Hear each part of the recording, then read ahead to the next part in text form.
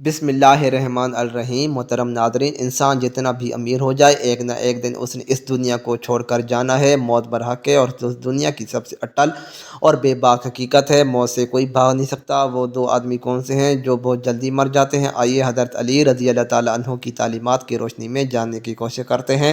حضرت علی رضی اللہ تعالیٰ عنہ نے ارشاد فرمایا کہ دو آدمی بہت جلد لقمہ اجل بن جاتے ہیں اور انہیں اس بات کی خبر بھی نہیں ہوتی کہ ان کی زندگی کا خاتمہ ہونے والا ہے۔ وہ دو آدمی کون سے ہیں جن کے گھر میں موت کے فرشتے پہنچنے والے ہیں؟ یہ سب جاننے کے لیے برائے کرم اس ویڈیو کو آخر تک ضرور دیکھیے گا۔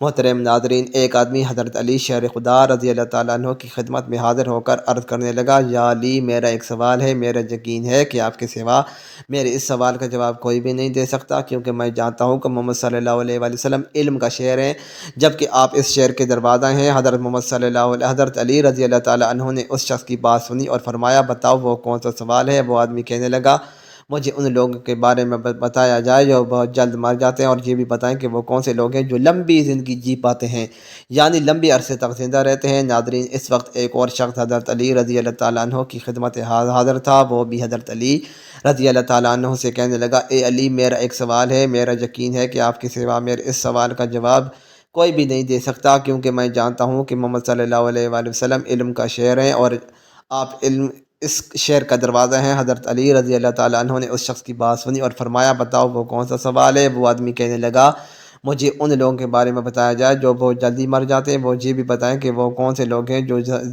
کبھی زندگی جی پاتے ہیں، یعنی لمبے عرصے تک زندہ رہتے ہیں۔ ناظرین، اس وقت ایک اور شخص حضرت علی بھی ایک سوال ہے کہ حضرت علی نے پوچھا، بتاؤ تمہارا کیا سوال ہے؟ وہ کہنے لگا، میں اپنی بیوی سے بے انتہا محبت کرتا ہوں، اس کو خوش رکھنے کی کوشش کرتا ہوں، لیکن وہ مجھ سے نفرت کرتی ہے، وہ مجھ سے پیار نہیں کرتی۔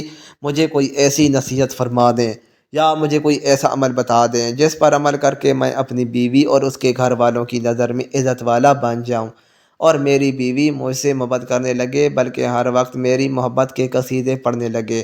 حضرت علی شیر خدا رضی اللہ تعالیٰ عنہ اس آدمی کو بتانے لگے جس نے پہلے سوال کیا تھا کہ وہ کون سی آدمی ہیں جو بہت جلدی مر جاتے ہیں، اور وہ کون سے لوگ ہیں جو لمبے عرصے تک زندہ رہتے ہیں۔ آپ رضی اللہ تعالیٰ عنہ نے ارشاد فرمایا، اے شخص، دو قسم کے لوگ بہت جلد مر جاتے ہیں۔ وہ لوگ جو چھوٹی چھوٹی بات پر غصہ کرتے ہیں، اپنے مزاج کو ٹھنڈا نہیں رکھتے، لہذا غصہ کرنے والے لوگ دوسرے لوگوں کی نسبت بہت جلد مر جاتے ہیں۔ غصہ کرنے والے لوگ طرح طرح کی بیماریوں میں مبتلا ہو جاتے ہیں۔ جب وہ غصہ کرتے ہیں تو ان کے خون کی گردش تیز ہو جاتی ہے، یہی وجہ ہے کہ غصے کی حالت میں دماغ بھی کام کرنا بند کر دیتا ہے۔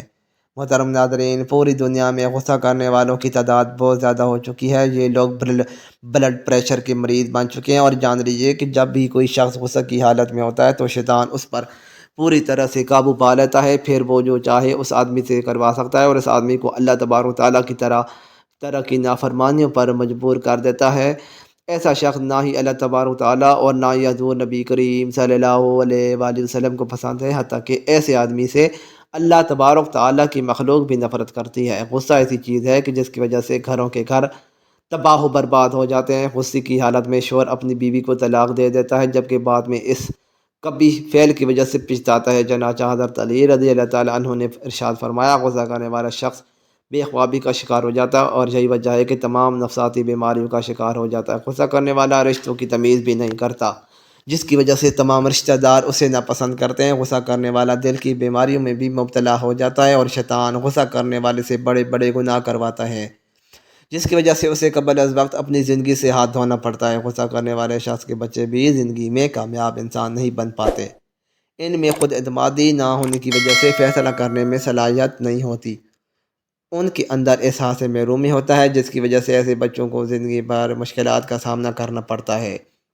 غصہ کرنے والے آدمی کے بات کرتے وقت ہاتھ کانپنا شروع کر دیتے ہیں، اس کے جسم کی قوت مدافعت کام کرنا چھوڑ دیتی ہے، جس کی وجہ سے وہ بہت جلد موت کی آغوش میں چلے جاتے ہیں۔ غصہ انسان کی فطرت کا ایک لازمی جزو ہے، لیکن اگر یہ خاص حد سے تجاوز کر جائے تو نفسیاتی ڈاکٹر سے مشورہ کرنا چاہیے۔ دو شخص نبی کریم صلی اللہ علیہ وآلہ وسلم کے پاس حاضر ہوئے، ان میں سے ایک نے دوسرے کو گالی دی، پھر اس کا چہرہ سرخ ہو گیا۔ آپ صلی اللہ علیہ وآلہ وسلم نے فرمایا، میں ایک کلمہ جانتا ہوں، اگر یہ اسے کہہ دے تو غصے کی حالت جاتی رہے گی۔ آپ صلی اللہ علیہ وآلہ وسلم نے فرمایا، طاقتور وہ نہیں جو اپنے مقابل کو پچاڑ دے، بلکہ طاقتور وہ ہے جو غصے کی حالت میں اپنے آپ پر قابو کر لے، پھر غصہ کرنے والا اللہ تبارک تعالیٰ کے غضب کا شکار ہو جاتا ہے۔ جو آدمی چاہتا ہے کہ اس کی عمر لمبی ہو تو اسے چاہیے کہ وہ اپنی زندگی سے غصے کو نکال دے۔ جو آدمی کے وہ راستے میں چلتے ہوئے اپنی عمدہ نظروں کو ادھر ادھر گھمائے اور عمدہ چیزوں کی خواہش اپنے دل میں پیدا کرے، لوگوں کی بہو بیٹیوں کو بری نظر سے دیکھے، جو آدمی دنیا کے خواہشات کے پیچھے بھاگے تو موت بھی اتنی رفتار سے اس کے پیچھے بھاگے گی۔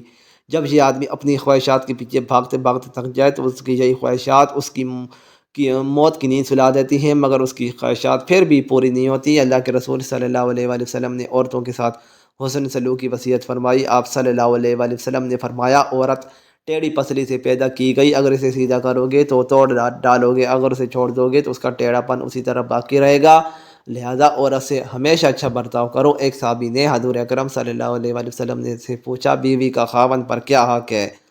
آپ صلی اللہ علیہ وآلہ وسلم نے فرمایا، اس کا حق یہ ہے کہ جو تم خود کھاؤ اسے بھی کھلاؤ، جو تم خود پہنو اسے بھی پہناؤ، منہ پر نہ مارو، اسے برا بلا نہ کہو۔